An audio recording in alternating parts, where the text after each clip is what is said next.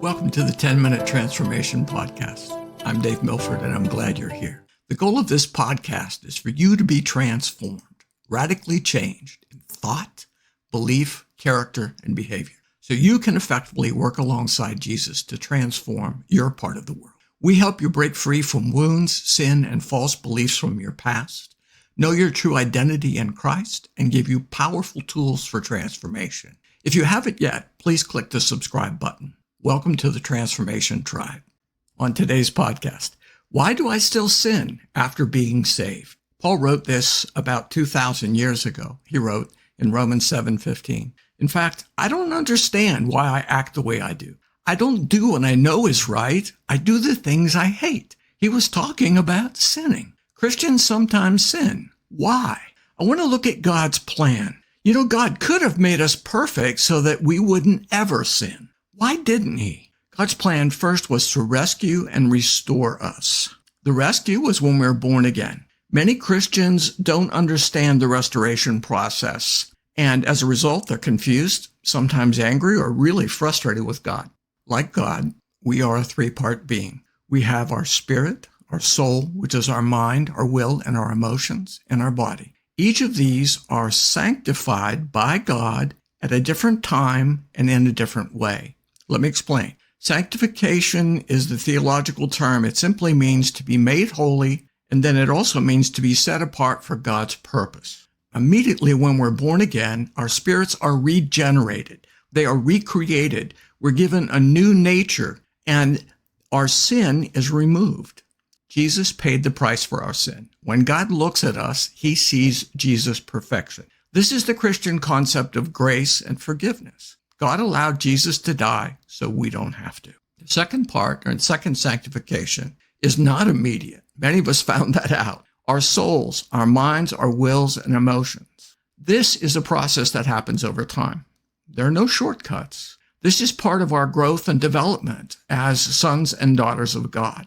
This is the battle we fight daily. It's our souls that fight against our spirit. It's our self, our thoughts, our desires, and our emotions that fight against the spiritual part of us. The choice we must make every day is who we're going to love. Ourselves, the things of Satan, with the things of this world, or are we going to love Jesus?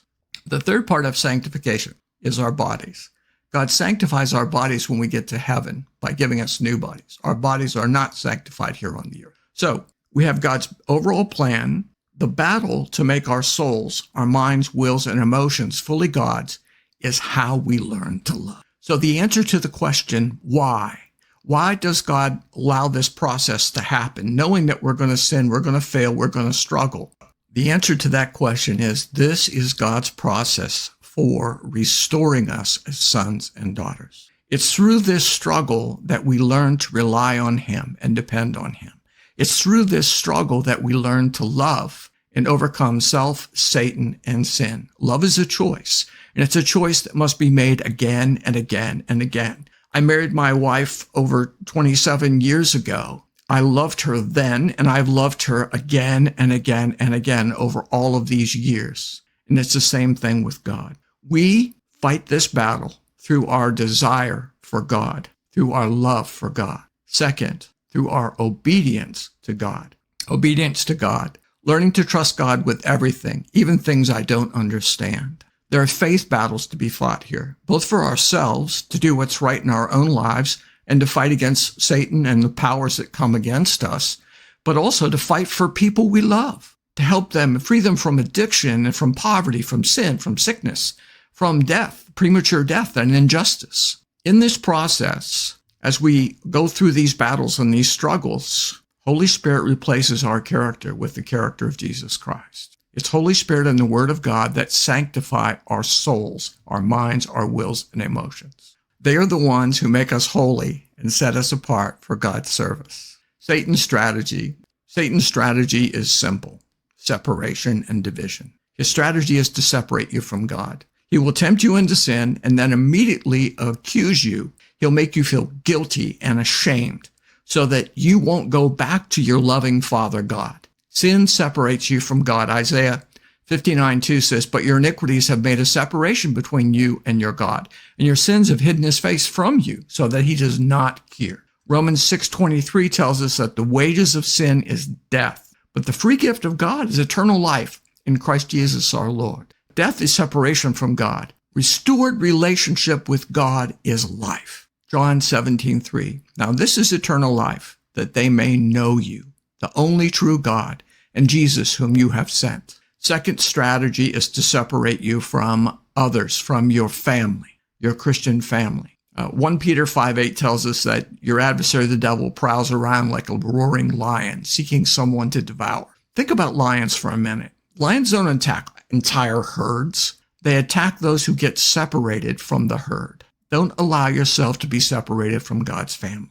God said of Adam as he watched him in the garden, it's not good for the man to be alone. Then God created Eve. We need others. We need others to encourage, support, and help us learn how to love. In Hebrews 10, verses 24 and 25, it tells us, let us think of ways to motivate one another to acts of love and good works. And let us not neglect our meeting together as some people do, but encourage one another, especially now that the day of his return is drawing near. Satan wants to take you out of the battle. There is a battle raging all around us, a battle of good and evil, a battle for the lives and for the well-being of those we love. God has very specific works for you to do. God needs you in this battle. He needs you to learn how to love, and he needs you to learn how to fight selfishness and worldliness. In exchange, he gives you himself. Activation. Now you know what God is trying to do and Satan's strategy too. Defeat Satan's strategy of division and separation by